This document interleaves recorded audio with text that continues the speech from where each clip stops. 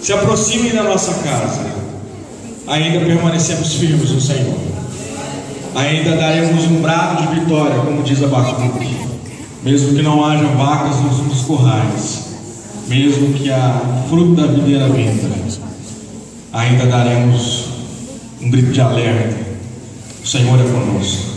Amém? Mesmo continuando de pé, quero pedir a vocês que abram em 2 Reis, capítulo 6,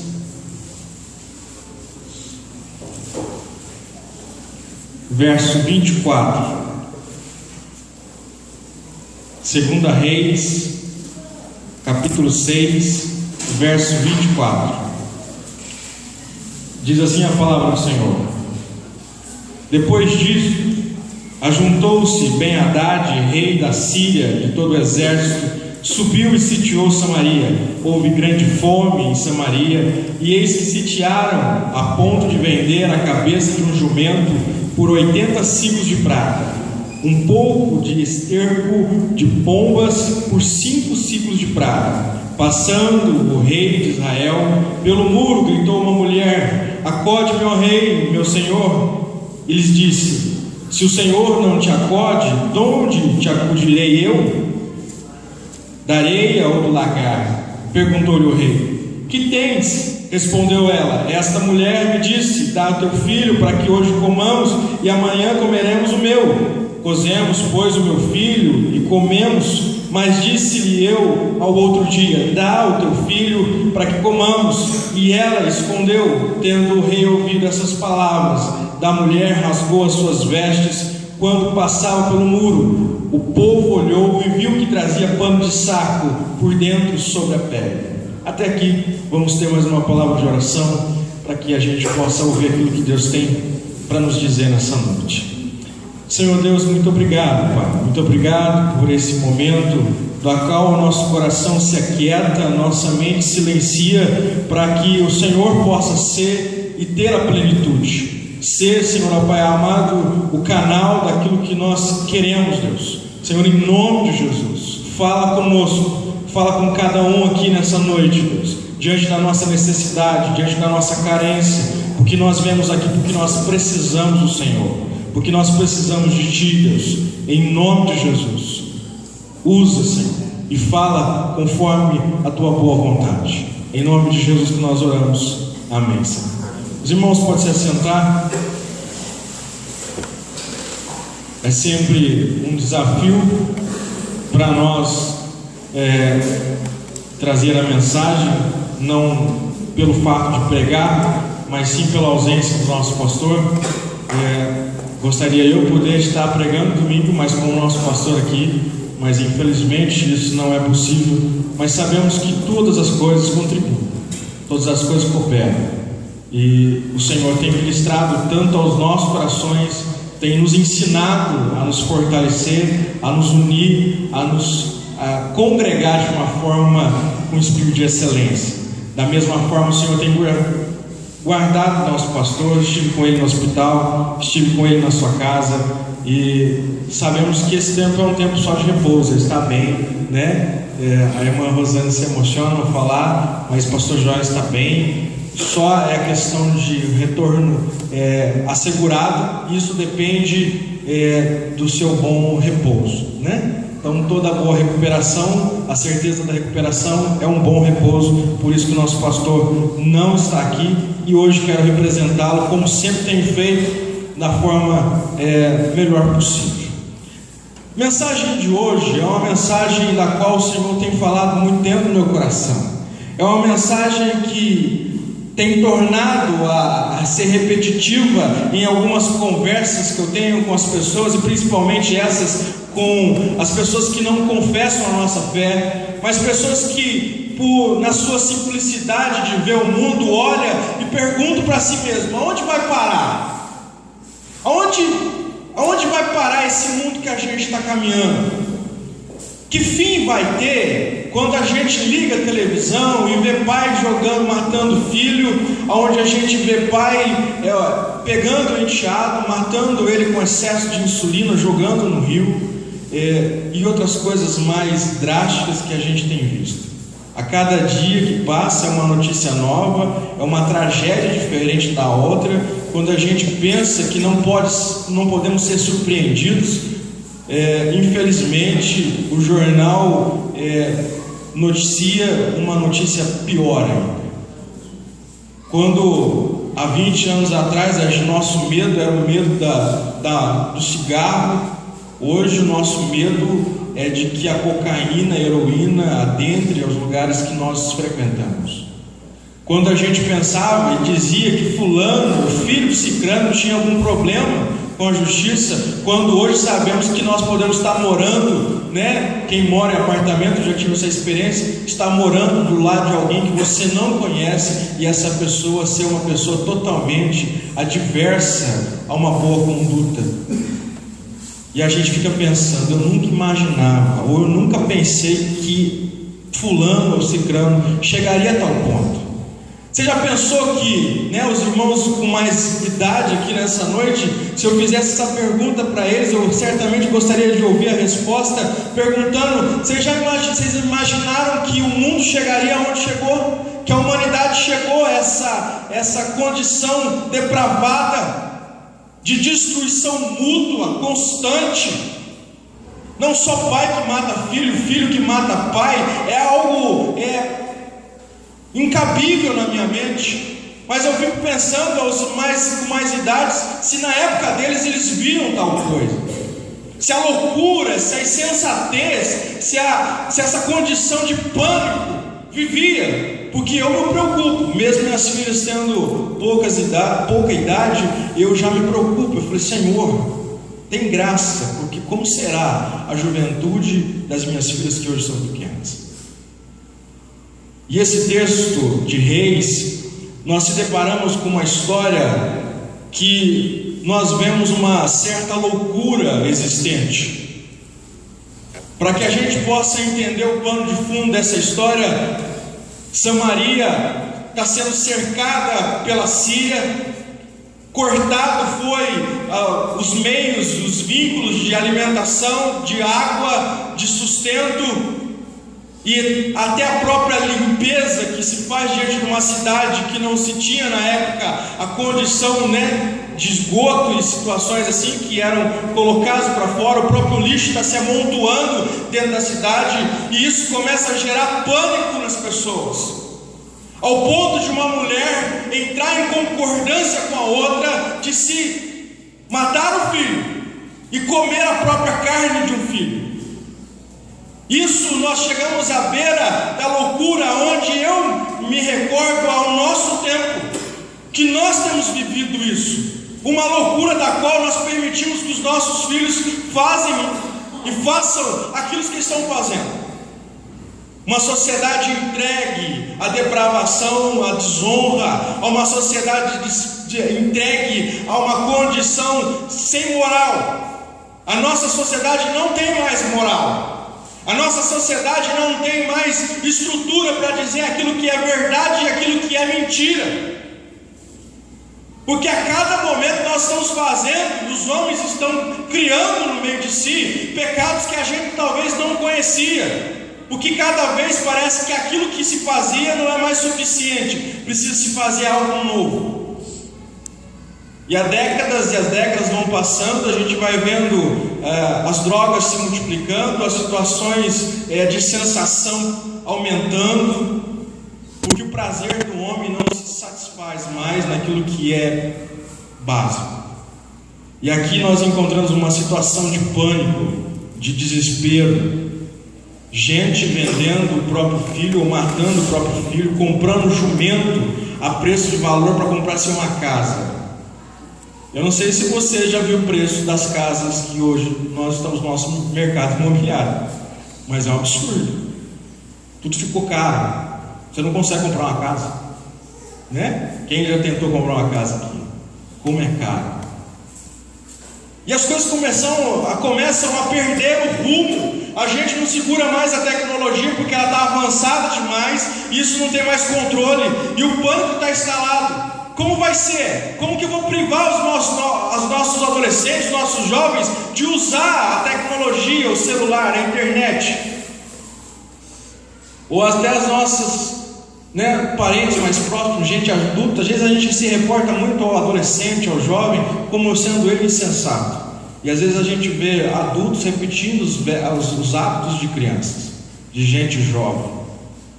E aí a gente vê que o problema está instalado em todas as circunstâncias, todas as fases, não só social, como faixa etária, cronológica. Mas o texto se reporta a uma situação de cerco, onde Samaria está sendo cercada, a situação é crítica, o caos é eminente. Cada dia que se passa, a incerteza da vida se torna muito mais perto.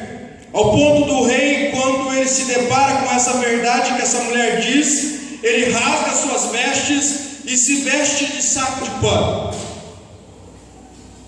Aí nós começamos a entender que precisamos ter uma nova diretriz. O mundo sempre tende a trazer a loucura. Sabe o que o mundo vai ter? É pânico. Porque se você não tiver casa, você não está feliz. Se você não tiver emprego, você não pode estar feliz. Se você não tiver roupa de marca, você não pode estar feliz. Se você não tem plano de saúde, você não pode ficar seguro. Como que eu vou estar seguro se eu não tenho plano de saúde? O pastor Henrique passou por provas, passou um tempo desempregado, viveu o que é depender de Deus, e ele mesmo testemunhou isso. E por causa disso nós não podemos ser felizes. Lília vai casar, porque alguns detalhes não entraram conforme o primeiro projeto do casamento, não entrou conforme aquilo. Será que ela não vai ser feliz? Ou o Anderson não vai ser feliz? Pelo contrário, vão ser felizes sim, e vão ser felizes, porque nós não andamos segundo a caminhada do mundo. Não é o mundo que dita a minha felicidade ou a tranquilidade do meu espírito. Não é o mundo que vai dizer para mim se eu estou em paz ou se eu não estou em paz. Não é o resultado do exame, ou não é a resposta doente. Não é a posição que vem de fora para dentro, mas a resposta que traz tranquilidade é aquela que eu dou de dentro para fora. Por isso que o Cristo vai dizer que aquilo que contamina o homem não é aquilo que entra, mas aquilo que sai. Se a sua palavra for palavra de bênção, a sua palavra primeiro ela vai contradizer o mundo. Você tem que ter essa noção, que a palavra do crente sempre vai contradizer o mundo, porque o mundo sempre vai tentar instalar pânico no seu marido, na sua vida, na sua casa, no seu relacionamento conjugal. Já viu aquela vizinha abençoada? Seu marido foi trabalhar? Você sabe com quem ele trabalha? Chegou atrasado seu marido, né? Mas peraí, você sabe mais do meu marido do que eu? Eu tenho que ficar preocupado com você então. Tem umas vizinhas assim, algumas amigas assim. É gente que tem a visão do mundo, que tenta instalar em nós pânico. Seu filho foi para a escola? Teve um capotamento na rua lá, viu? Sabe que não é seu filho não? Irmã, que isso? Minha querida, Que isso? Eu não vivo no pânico, eu não vivo nessa preocupação que o mundo vive. Os meus o Senhor guarda. O salmista diz que enquanto nós dormimos, o Senhor vela por nós. Amanhã será que vai ter? Será que o Senhor vai providenciar? Será que o Senhor vai abrir? Eu não vivo nesse pânico, eu não vivo nessa visão de que se o Senhor fará, se assim o Senhor quiser. É assim que Pedro nos ensina: se o Senhor quiser, nós faremos isso. Se o Senhor quiser, nós faremos aquilo. Assim diz o Senhor, conforme a vontade de Deus, não conforme a minha vontade e nem conforme a vontade do mundo. Então o mundo, meu querido, minha santa irmã, meu santo varão, sempre vai tentar instalar pânico na sua vida, preocupação na sua vida. Será que você vai receber no final do mês? Ih, rapaz, a empresa está ruim das pernas. Já ouviu essa frase?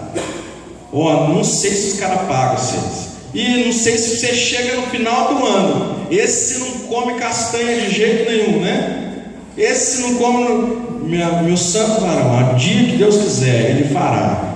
Do contrário, eu estou na graça. Amém? Você está debaixo da graça? Ou você está debaixo da perspectiva do homem?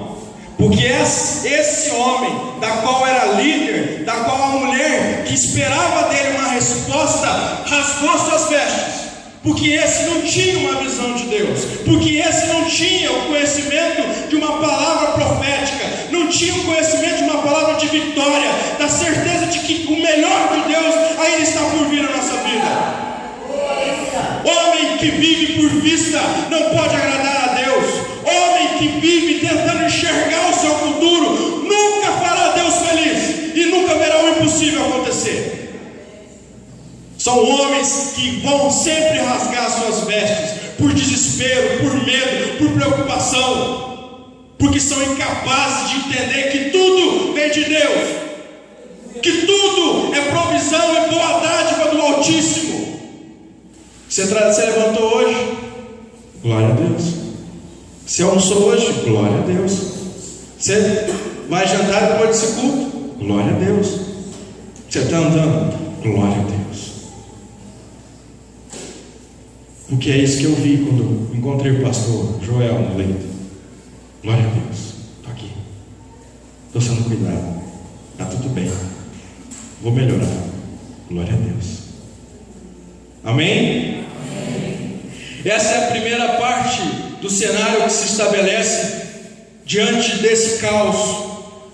O povo fica em pânico. A liderança que às vezes deveria trazer sobre nós uma segurança, e aqui eu falo dessa liderança, às vezes política, que a gente olha e fica imaginando, gente, quando que esses homens vão poder dar uma resposta à altura da necessidade do nosso povo? Eu fico preocupado, e quando eu olho algum político falando, eu vejo que eles mal conseguem resolver os seus próprios problemas. Mal eles conseguem resolver as suas indiferenças pessoais, quanto mais ajudar o povo. Quanto mais ajudar o povo. E se identifica claramente com esse rei. E o rei disse assim, verso 31, dá um pulinho aí. Disse assim o rei: assim me faça Deus o que bem aprouver, se a cabeça de Eliseu, filho de Safate, lhe ficar hoje sobre os ombros. Outra verdade, quando o mundo tenta instalar o caos no meio da nossa vida, é que ele sempre vai crucificar os nossos profetas. Ele sempre vai olhar para dizer para você, aonde está o teu Deus? Quando a gente está passando prova, a primeira coisa que o mundo fala para a gente: aonde está o teu Deus? E é o seu pastor lá, viu? A pessoa lá no fora podia perguntar, mas peraí, é o seu pastor que está aí no hospital? Mas ele não é pastor da igreja? Ele não é pastor da igreja? Como que pastor fica doente? E a Bíblia diz, e o próprio Cristo nos ensina, que no mundo tereis aflições. Tenha bom ânimo, porque eu venci o mundo. A nossa chamada não é uma chamada para comodidade. Ser servo e ser profeta de Deus, ser homem e mulher do Senhor, não é uma chamada para comodidade. É uma chamada desafiadora. É uma chamada realmente que causa um impacto na nossa vida. Ou nós somos, ou nós não somos crentes. Ou nós vivemos, ou nós não vivemos o evangelho que nós pregamos. Porque aqui fica bem claro a sede e o desejo desse rei: colocar em alguém a culpa do seu próprio fracasso. Um rei que se distanciou da verdade da palavra de Deus, e que agora, por medo, por preocupação pela sua própria vida, precisa culpar alguém. Quando, logo depois daquele desastre de 11 de setembro das torres, lá nos Estados Unidos, fizeram uma entrevista com a filha do Billy Graham, grande evangelista do século passado, da década passada, e fizeram uma pergunta para ela assim: aonde estava Deus quando isso tudo aconteceu?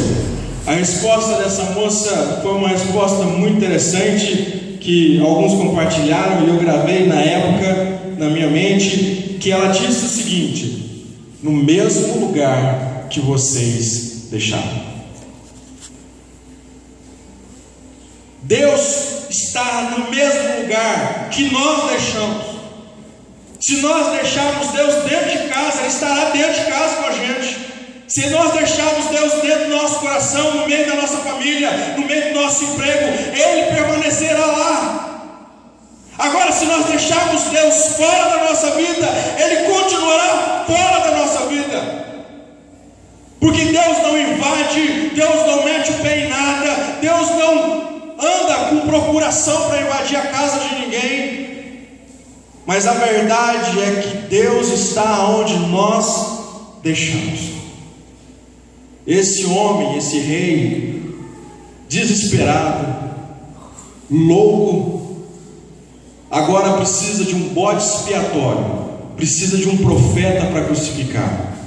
Você pode ter certeza que aonde você está, sabendo que as pessoas que te rodeiam, sabendo que você é crente, vão olhar para você e falar assim: olha, bota a culpa no fulano, bota a culpa no cigano, porque ele é crente, então deve ser por ele que a coisa está entrando. Já que alguém tinha que dar a resposta e não está dando aqui, é a culpa dele. É isso que o rei diz no verso 31. Nós vamos cortar a cabeça desse homem, porque esse homem que deveria ser de Deus não é, e a coisa vai acontecer agora de outro jeito. O mundo sempre, na tentativa de instalar pânico e preocupação no nosso coração, sempre vai tentar nos acusar também. Que é isso? Você vai na igreja para quê? Para viver esse negócio que você está vivendo? Para viver esse caos aqui? Cadê o seu Deus que não resolve essa fome aqui de Samaria? Cadê o seu Deus que está permitindo a mulher matar o filho e compartilhar a carne com a outra? Cadê o seu Deus que ainda não abriu a porta para você de emprego? Cadê o teu Deus que ainda não trouxe o seu marido para dentro da igreja? Cadê o teu Deus porque os seus filhos estão fora da sua casa? Você já ouviu isso do mundo? É isso que o mundo vai tentar: trazer pânico e preocupação, causar em nós uma descrença, uma falta de fé no nosso Deus. O texto decorre, a história vai nos dizer que o rei manda um comandante a falar com o profeta, e aqui o profeta Eliseu. E antes de que o mensageiro chegue a ele comunica isso aos seus discípulos. E aí chega o mensageiro, diz o verso 7, verso 1: então disse Eliseu: ouve a palavra do Senhor, assim diz o Senhor, amanhã a estas horas, mais ou menos, dar-se-á um alqueire de flor de farinha por um ciclo. Nesse momento o profeta Eliseu profere uma profecia, declara uma palavra profética sobre aquele mensageiro e sobre aquele capitão, aonde diz a Bíblia, aonde o rei se apoiava, um homem de confiança do rei. Eu vou dizer uma coisa para você: se apoie em gente que tenha mais fé do que você. Ande com gente que tenha mais fé do que você, gente que é mais crente que você. Porque esse capitão, ele não valia uma picada de fumo, como diz o mineiro. Não valia nada. Gente que vai olhar, vai buscar no profeta uma situação para culpar, e o profeta diz uma palavra profética boa, agradável, e esse homem diz: que forma? O verso vai dizer, o verso 2 diz isso no capítulo 7: porém o capitão, cujo braço o rei se apoiava, respondeu ao homem de quem? Está escrito na sua Bíblia? Deus. Homem de Deus: ainda que o Senhor fizesse janela nos céus, poderia suceder isso? Eu lembro uma história com um pastor, tutor, um dos homens que me incentivou ao ministério, ele conta uma história da qual um jovem da cidade dele, da qual ele estava sempre tentando evangelizar, e num dia, uma das conversas, ele disse ao pastor: pastor, nunca entrarei na sua igreja, nunca, nem morto. Uma família espírita distante do Senhor, e o pastor sempre evangelizando, tanto esse moço como o irmão. E um dia a notícia chegou de que o mesmo moço que proferiu tais palavras, tinha passado a corda no pescoço e se pendurado entre algumas vigas da casa dele. E a família toda preocupada, na intenção de fazer o velório do rapaz, conversaram com o pastor, e o moço que tinha dito que não entraria na igreja, nem mesmo morto, entrou morto na igreja, na mesma igreja que ele disse que ele não entraria, entrou dentro de um caixão. Esse homem vai para frente do texto, vai provar uma coisa da qual nós precisamos aprender a nunca fazer: a duvidar da palavra de Deus. Sabe por que eu vejo tragédia na vida de alguns irmãos? Porque duvidam da glória de Deus, duvidam da palavra profética que Deus tem falado aos nossos corações, duvidam de que Deus continua sendo o mesmo Deus, duvidam de que aquilo que está sendo ministrado, pregado, é algo proveniente dos céus e não dos homens. Tem gente que entra dentro da igreja e ouve a mensagem e pensa na sua intimidade, às vezes não profere, mas tem pensado na sua intimidade. Isso é coisa do homem, isso é coisa do coração dele, isso é coisa da mente dele. E eu vou dizer para você: horrível coisa é quem tem pensado ou tem feito tais atitudes, tem desacreditado daquilo que o Senhor tem falado por meio dos seus profetas. Horrível coisa, porque o mundo tende a trazer pânico na nossa vida, mas tende a trazer em nós uma incredulidade para nos afastar. Se tem uma coisa que Deus abomina, é a incredulidade. A incredulidade mata qualquer vida, qualquer ser humano, independente se ele é crente ou não. O ser humano que é incrédulo, ele tende à morte muito mais rápido. Se você vê a estatística daqueles que sofrem de câncer, daqueles que sobrevivem, do tempo de sobrevivência, daqueles que têm a doença, como o câncer, você vai notar nitidamente que aqueles que se entregam àquela situação, em poucos dias se é findado a vida. Mas a gente entende que aqueles que continuam crendo permanecem vivos. E eu vou dizer para você: não se entregue, não deixe a incredulidade entrar no seu coração, não deixe a falta de fé entrar no seu coração. Imagina que Deus faria isso. Deus prometeu, imagina. Não faça que nem esse capitão, nem se abrisse uma janela aqui, isso seria capaz de acontecer. Deus não vai abrir uma janela, não. Deus vai abrir uma porta, uma porteira, se for necessário. Mas que Deus vai fazer, Ele vai fazer, porque essa é a perspectiva daquele que crê, que simplesmente crê, sem duvidar, sem vacilar, sem medo algum. Eu simplesmente creio. Você pode explicar a sua fé? Nesse contexto eu não explico, porque eu simplesmente acredito que Deus vai fazer. Eu acredito que Deus trará o meu filho de volta. Eu acredito que Deus vai converter o meu marido. Eu acredito que o Senhor fará o impossível na minha vida. Eu acredito. Porque se eu não acreditasse, primeiramente, eu não estaria pregando para você. Eu não estaria pregando para você, não ia perder nem o meu tempo, nem o seu tempo, se eu acreditasse que essa palavra ela é viva e verdadeira.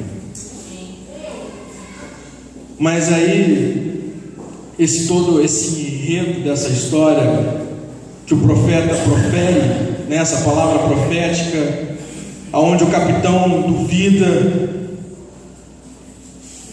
aparece 4 personagens muito interessantes.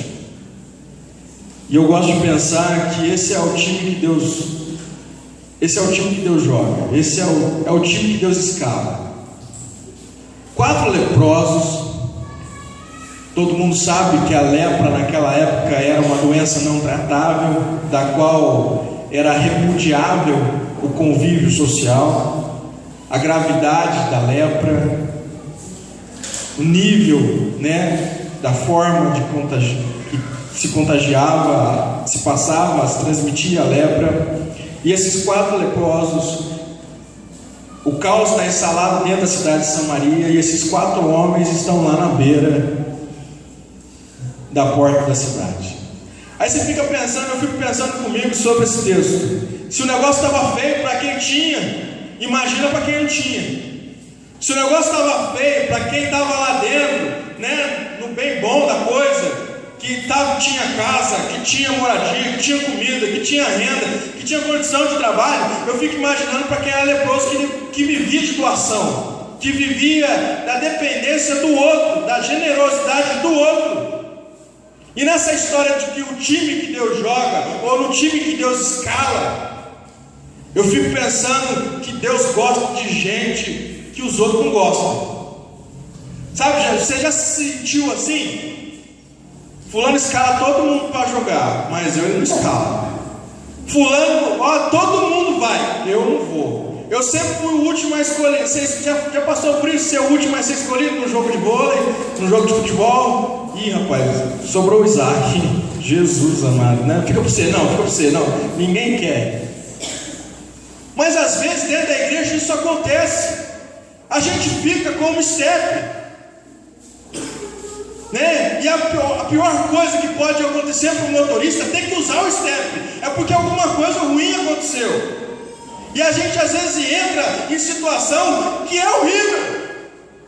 Quando, né, houve 3 substituição, que não tem mais o que fazer, entra lá fulano, fulano se machucou, não tem mais quem colocar, coloca esse grano para colocar. Não tem mais ninguém para cantar, coloca esse grano para cantar. Quando não tem mais nada para fazer, a gente aparece. E o engraçado é que Deus gosta de usar essa turma que não aparece. Deus gosta de trabalhar com esse povo que os outros não gostam de trabalhar. Fulano é leproso. Ih, rapaz, o irmão ali dá um trabalho. Não, trabalha com ele. Vai você trabalhar com ele. Não, fica você que ajuda. Esse negócio é interessante porque Deus gosta de gente que os outros não gostam. E aí eu entendo por que Deus levanta as coisas loucas para confundir as coisas sábias. Deus levanta as coisas que não são para confundir aquelas que são. E aí eu fico pensando de que Deus, no meio da gente, está procurando alguns leprosos para ser usados. No meio da gente, está procurando gente que não está preocupada em se aparecer. Que no meio da gente, Deus está procurando gente que está querendo ficar quietinho, só comer o pão de hoje e viver. Não está preocupado em se vai ter aplauso, se não vai ter, se vão bater nas nossas costas, se não vão. Gente como esses leprosos, que viviam da dependência do outro, que não tinha dinheiro no bolso para esbanjar e falar: olha, eu tenho, você não tem. Olha, eu sou são, você é leproso. E aí Deus pega esses 4 leprosos, num bate-papo informal, esses 4 homens sentados na beira do portão da cidade de Samaria, e um olha para o outro, entende a sua realidade, a realidade de necessidade, de carência, e um fala para o outro: olha, se a gente ficar aqui a gente vai morrer. Se a gente for para o acampamento dos sírios, nós podemos morrer. Se ficarmos aqui, vamos morrer de qualquer jeito. Se formos lá, vamos morrer. Mas pelo menos vamos comer antes de morrer, né? Falou, pelo menos uma boquinha a gente faz. Mas o texto não diz isso, mas ele diz que a verdade entre uma conversa de um leproso para o outro está estabelecido a certeza do quê? Que todo ser humano tem: a morte. Nós vamos morrer. Então eu quero dizer para você hoje nessa noite, irmão, que você precisa entender que você vai morrer. Por mais que o mundo que está tentando instalar caos na nossa vida lá fora, a verdade é que nós não temos uma morada eterna aqui. Nós temos uma morada eterna nos céus. E que ninguém aqui vai levar reboque para casa, ou para o caixão, ou o reboque da casa ninguém vai levar para o céu. Ninguém vai levar o carro do ano para o céu. Não vai entrar, meu irmão. Não vai entrar a sua joia, não vai entrar a sua roupa, não vai entrar o seu status, não vai entrar. E a gente precisa entender, como os leprosos já tinham entendido, que a gente vai morrer. Mas se a gente vai morrer, a gente precisa entender que a gente precisa fazer alguma coisa de útil. Amém? Se a gente vai viver 80, 90 anos, né? E passando disso, o salmista diz que é cansaço e fadiga.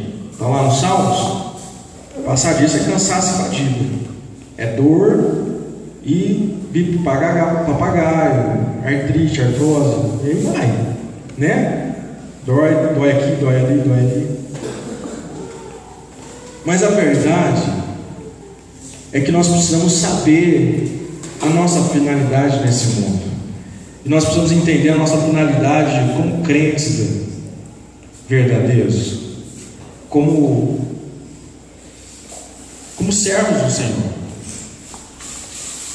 Eu posso dizer que eu estou feliz porque tenho visto alguns irmãos, na ausência do nosso pastor, alguns irmãos tomando a frente, fazendo o que é necessário ser feito,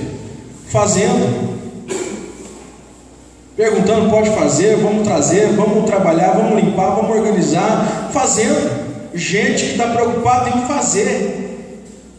Porque a diferença é que esse papo, essa conversa informal desses 4 homens leprosos, do qual a Bíblia não fala o nome, a história se diferencia lá no verso 4 e no verso 5, quando no verso 4, na parte B, vai aparecer vamos. No verso 5 ele começa dizendo: levantaram. Às vezes a gente olha para as verdades da vida, da qual nós sabemos que nós vamos morrer, de que nós não vamos levar nada desse mundo, mas ainda a gente continua na mesmice da vida. Nós se acostumamos com o mundo capitalista, que se a gente não ter, a gente não é feliz, que a gente precisa ser igual ao outro, porque senão a gente também não vai estar contente, satisfeito. Mas esses homens tomaram uma atitude, levantaram, saíram. E nessa noite eu quero dizer para você: você precisa levantar, meu irmão. Você precisa sair do lugar onde você está. Ah, pastor, mas eu sou um leproso também. Ah, meu santo, eu estou te dizendo isso nessa noite. Ouve o que o Espírito Santo de Deus está querendo dizer para você. Deus usou esses 4 homens para mudar a história de uma nação. Deus está querendo usar a sua vida para mudar a história da sua família, para mudar a história da igreja do Jardim Fernanda. Deus está querendo mudar a história, mas está querendo a sua disposição, o seu levantar de mãos. Senhor, eu sei da sua verdade absoluta, de que o homem precisa passar pela morte, a não ser que o Senhor volte, vamos ser arrebatados. Mas do contrário, a verdade permanece sobre todos nós, de que um dia eu vou ficar velho, que eu vou envelhecer, que eu vou precisar de ajuda para subir, para descer, vou precisar de ajuda para... Coloca o pastor Isaac no sol, tira o pastor Isaac no sol, dá a chave para o pastor Isaac, leva o pastor Isaac para tomar banho, traz o pastor Isaac. E eu vou precisar, isso é uma verdade. Mas eu preciso, enquanto eu tiver tempo, eu preciso fazer alguma coisa. Eu preciso marcar minha geração, eu preciso marcar o meu tempo. Preciso marcar esse momento que nós estamos vivendo. Eu preciso escrever essa história. Deus nos chama para isso. Esses 4 homens entenderam a sua situação e se depararam quanto ao exército que estava acampado diante de Samaria, o acampamento dos sírios. E é aí que Deus faz o milagre. Quando os homens, que mesmo incapazes, leprosos, inválidos, se dispuseram a levantar e a andar contra um exército inimigo, Deus transformou os passos de leprosos em passos de exércitos. Deus transformou o barulho de se arrastar de um homem leproso em um barulho de uma multidão de homens. Esse é o milagre que Deus faz na nossa vida. Mesmo quando a gente caminha como se fosse um leproso, Deus transforma a nossa passada como homens e mulheres que andam em exército. É assim que a perspectiva de Deus faz. Deus não está interessado se você tem força ou não, se você tem inteligência ou não. Deus está interessado se você está disposto, se você quer ser usado ou não, se você quer ser útil e quer escrever uma história que vai marcar o mundo. É isso que Ele está querendo saber, porque é isso que Ele vai fazer na sua vida, se você estiver disposto. Verso 6 diz assim: porque o Senhor fizera ouvir no arraial dos círios ruídos de carros e de cavalos, e o ruído de um grande exército. É isso que está escrito na sua Bíblia? Porque é isso que está escrito na minha. Então, quando você passar por algum lugar, pensa nessa passagem. Quando você estiver trilhando algum desafio, pensa nessa passagem. Eu estou indo, mas o Senhor está mandando, está fazendo barulho como se fosse de carros, de carruagens, de guerra, como exército do Senhor. O Senhor está fazendo barulho. O meu inimigo já está com medo, porque o Senhor já foi à frente e tomou as minhas lutas. É assim que nós caminhamos, gente. É assim que nós andamos. Nós não podemos andar de cabeça baixa, como homens e mulheres derrotadas, mas nós olhamos para frente, sabemos da nossa verdade, da nossa limitação, dos nossos desafios como homem e mulher que precisa ainda de mudança, mas nós entendemos que o nosso inimigo vai perder. Nós entendemos que o Deus que está em nós é maior do que aqueles que estão no mundo, porque do contrário nós seríamos gente frustrada, falando de assunto sem valor algum.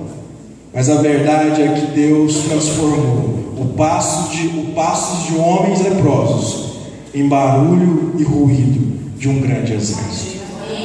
Quando você estiver entrando lá para fazer a entrevista de emprego, pensa nisso. Está chegando gente de valor. Está chegando aqui gente que tem um exército no pé, tem poder na mão, tem palavra de encorajamento, palavra de verdade. Quando você pôr a mão, falou: quem está pondo a mão aqui? Meu irmão, aqui não é qualquer um não. Aqui quem está pondo a mão é homem santo, é mulher santa. Quem está abençoando aqui não é qualquer um não, é homem e mulher de Deus. Essa é a convicção que nós andamos. E lá no verso 9, esse texto é a lição desses homens. E esses 4 homens vão nos ensinar mais uma coisa. Eles se deparam com o acampamento dos sírios vazio, os homens atemorizados e aterrorizados pelo barulho que ouviram, abandonaram todos os despojos, como ouro, prata, comida, cavalos, tenda, roupas. E esses 4 leprosos, além de se fartar, de se esconder, diz o texto, eles voltaram, pegaram mais coisas, mas mais um momento a conversa informal voltou entre eles, e entre eles disse: olha, seguinte, a gente está se fartando aqui, bastante comida, roupa, cavalo, isso, aquilo, provisão do Senhor para a nossa vida. Agora, se a gente ficar em silêncio, quando amanhecer o dia, nós teremos sido como culpados. Isso está dizendo a Bíblia. Só um leproso pensar isso? Um cara que era colocado para fora, um homem que viveu a vida inteira à margem da sociedade, um homem que vivia na mendigância daquilo que se dava, da esmola que alguém que tinha podia dar. Agora ele tem tudo na mão, que pode pegar e ajudar e dar no pé. Ele olha para si mesmo e olha para os colegas e diz: olha, se a gente ficar com tudo isso na mão e amanhecer o dia, nós seremos tidos como culpados. Infelizmente, irmãos, no nosso meio às vezes a gente encontra gente que tem sido abençoado, e muito. Deus tem dado provisão, porção realmente sacudida, transbordante.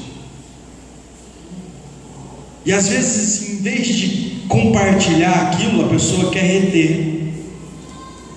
Falávamos isso eu e o Everton hoje pela manhã. Quando Deus chegar a julgar as nossas obras, porque isso Ele fará individualmente a cada um, e Ele perguntar: você foi abençoado com carro na terra? Né? Foi isso que o Everton falou. Falou: fui. A gente vai responder: fomos. E Deus vai querer saber quantas pessoas você abençoou com o seu carro. Mas Ele não vai perguntar para você qual é o modelo do seu carro. Ele não vai perguntar para você quanto cabia dentro do seu carro. Ele não vai perguntar o quanto você gastou de gasolina com o seu carro. Mas Ele vai perguntar o quanto você abençoou com o seu carro. Foi uma conversa formal que eu tive com o Everton hoje pela manhã. Isso é verdade. Os mesmos homens leprosos entenderam que aquilo que eles tinham deveria ser compartilhado. Eu preciso que você entenda, meu irmão, minha irmã, nessa noite, que aquilo que você tem recebido de Deus é para ser compartilhado. Porque se você reter isso, quando o dia do Senhor chegar, você será julgado como culpado, porque reteve mais do que era por direito. Você reteve mais do que era seu. E às vezes nós temos retido mais do que é nosso, mais do que aquilo que o Senhor tem nos dado. O Senhor tem nos dado, sobrou, compartilha. Sobrou macarrão, compartilha. Sobrou, compartilha. Tem 3 blusas de frio, dá para passar com 2, compartilha uma. Tem um dinheiro que dá para emprestar sem querer de volta, compartilha, irmão. Abençoa quem você sabe que precisa. Dá para passar no mercado, comprar uma cesta básica e visitar aquela pessoa que você sabe que está precisando de necessidade, compartilha. Porque se você reter mais do que aquilo que você precisa, e quando chegar o dia, você será tomado por culpado, diz a Bíblia. Nós seremos julgados pelas nossas obras. É isso que diz a Bíblia. O Evangelho das Boas Novas diz isso, que nós precisamos compartilhar. Quando nós entendemos o que o Cristo diz no seu Evangelho do Reino, é que nós precisamos compartilhar. O reino cresce quando? Quando eu e você compartilhamos o Evangelho. Quando eu e você falamos das Boas Novas. Você tem compartilhado Cristo? Você tem compartilhado as Boas Novas, aquilo que Cristo tem feito na sua vida? Você tem perdido as oportunidades que Deus tem te dado? Deus tem te dado bênção sobre bênção, alegria, prazer de vir à casa do Senhor. E você tem falado do Evangelho para quem? Você tem falado do Evangelho ou do culto, das bênçãos que você tem recebido para quem? Lembra que ao amanhecer você pode ser tomado por culpado. E agora eu me direciono ao final desse sermão, aonde os leprosos reconhecem essa necessidade de compartilhar, voltam até a cidade de Samaria, gritam àqueles que estão sobre o muro, avisam o rei, e o rei por sua vez manda mensageiros até o arraial dos sírios, e realmente verificam que aquilo que os leprosos estavam dizendo é verdade. Mas no final dessa história acontece algo que o profeta falou. Primeiro, o profeta falou de que se daria uma colher de farinha por um ciclo. aquela mesma hora que o capitão tinha falado com ele no dia seguinte. Mas o profeta também tinha falado de que aquele capitão veria, mas não colocaria a mão. Diz isso lá no verso 16 do capítulo 7. Então saiu o povo e saqueou o arraial dos sírios, e assim se vendia um alqueire de flor de farinha por 1 siclo, e 2 de cevada por 1 siclo, segundo a palavra do Senhor. Dera o rei da guarda da porta o capitão, em cujo braço se apoiava, mas o povo atropelou na porta, e ele... O que está escrito aí que aconteceu com o capitão? Morreu. Diga para o seu irmão que está do seu lado: a incredulidade pode te matar. A incredulidade pode te matar. Não seja incrédulo, irmão, porque a sua incredulidade pode até te deixar ver algumas coisas das quais Deus falou, mas você nunca se apoderará delas. Nunca, se você for incrédulo. Então nessa noite eu quero dizer para você que a palavra de Deus foi proferida e foi cumprida. Então aquilo que Deus proferiu sobre a sua vida, Ele vai cumprir. Não seja incrédulo, Ele vai fazer. Creia somente. Então somente crê que Deus fará o impossível. Então somente crê que as promessas e as profecias que o Senhor tem falado a vosso respeito, Ele assim o fará. Porque é assim que nós vivemos. Nós não vivemos por vista, mas nós vivemos segundo a palavra do Senhor, aquilo que Ele diz. A única regra de fé e prática é e vai continuar sendo a Bíblia. É a palavra viva e eficaz, a palavra revelada. É nisso que nós cremos. Se o Senhor falou que voltará para nos buscar, Ele assim o fará.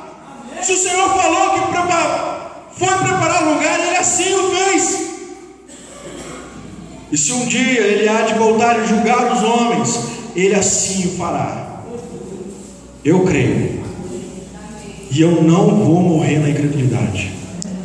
E eu espero que os irmãos, nenhum de vós, morram na incredulidade. Então quando você adentrar uma situação de caos, de preocupação, onde o mundo está tentando te puxar para a depressão, para o pânico, para o medo disso, para o medo daquilo, que você possa dizer: eu não ando por vista, eu sei em quem eu tenho crido, maior é aquele que está em mim do que aquele que está no mundo. Porque o Senhor fez, o Senhor falou, o Senhor cumprirá. É assim que eu vivo, é assim que eu ando. Dificuldades teremos, lutas, muitas, como estamos enfrentando. É uma luta não ter o pastor em casa, né? Na igreja. Uma luta. Mas nós vamos passar, porque a palavra do Senhor sobre nós, sobre a igreja, sobre a vida do pastor, sobre as nossas vidas, é uma palavra permanente. O que a Bíblia diz? Céus e terras passarão, mas a minha palavra não passará. Amém? Eu gostaria que você inclinasse a sua cabeça, na onde você estiver.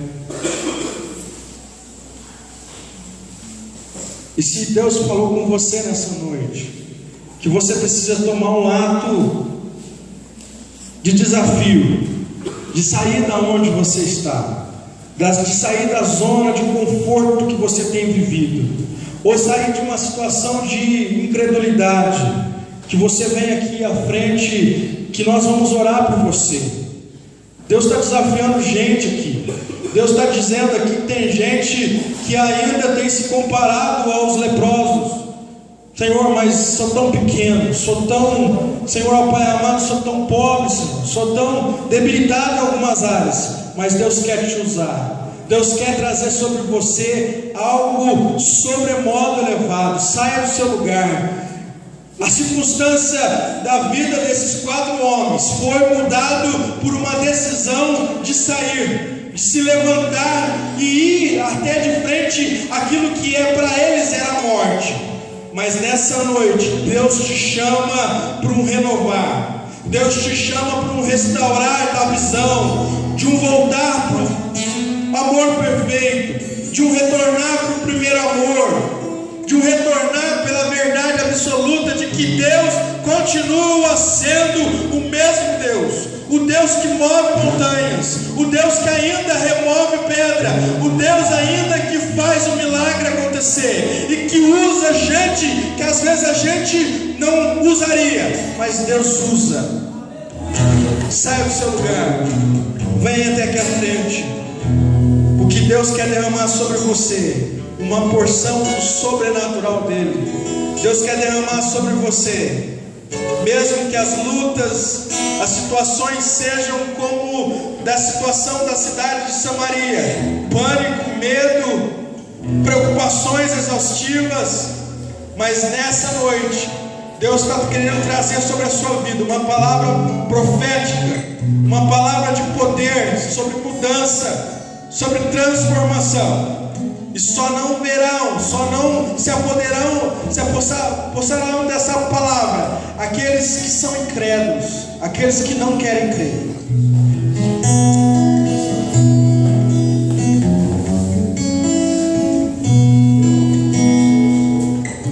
Senhor Deus, nessa noite, Senhor, eu oro, Senhor, pela tua igreja, Senhor.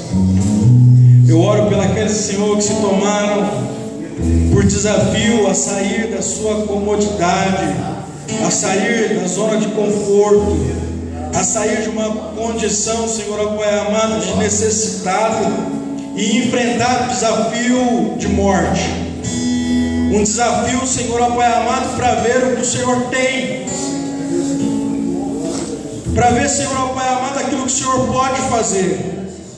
E da mesma forma que o Senhor proferiu através da boca do profeta Eliseu, mudança de vida, mudança da condição social, mudança da estrutura, Senhor Pai amado, da condição daquela cidade, da família, das famílias que viviam dentro da cidade de Samaria. Nessa noite, Deus, em nome de Jesus, eu quero repreender agora, Senhor, toda depressão, todo pânico, todo medo, toda preocupação além do normal, Pai. Senhor, Pai amado, todo caos, Senhor, tudo aquilo que o mundo tem tentado instalar no meio do teu povo, nós repreendemos agora em nome de Jesus. E nós declaramos que haverá paz no meio da tua igreja, haverá paz, Senhor, Pai amado, diante desses corações que estão aqui à frente, que haverá paz, Senhor, porque é o Senhor que tem conduzido o nosso barco, porque é o Senhor que tem direcionado as nossas vidas, é o Senhor, Pai, é o Senhor que até o mar silencia, é o Senhor, Pai, que faz, Senhor, Pai amado, da lama com a saliva fazer cego enxergar, é o Senhor que multiplica, Pai, os poucos pães e alimenta uma multidão, é o Senhor, Pai, é o Senhor, é o Cristo vivo em nós, que transforma nossas vidas, Deus, é o Senhor. Deus usa o teu povo. Se há alguém entre nós, Deus, que tem se colocado como leproso, como pequeno, como frágil, Senhor, que esse possa entender nessa noite que o Senhor quer usá-lo, que o Senhor quer derramar sobre ele uma porção de boas novas, que é sobre essas pessoas nas quais Deus quer transmitir as boas novas, as novidades de vida, anunciar o evangelho do reino, de salvação, de transformação, de renovo. Então, Senhor, no meio da tua igreja nessa noite, nós pedimos, Senhor, para que o Senhor derrame uma unção de capacitação, Deus, de ousadia, de coragem, Deus, para dizer aquilo que precisa ser dito no tempo oportuno. Deus, em nome de Jesus, tira no meio de nós, Deus, toda incredulidade, porque tem gente que não acredita que o Senhor tem curado, tem gente ainda que não acredita que o Senhor pode fazer, tem gente no nosso meio que tem desconfiado, tem ficado ainda com o pé atrás diante do Senhor. Jesus. Nessa noite, Deus, nessa noite de domingo, prova que Tu és Deus, Senhor, diante dessa igreja.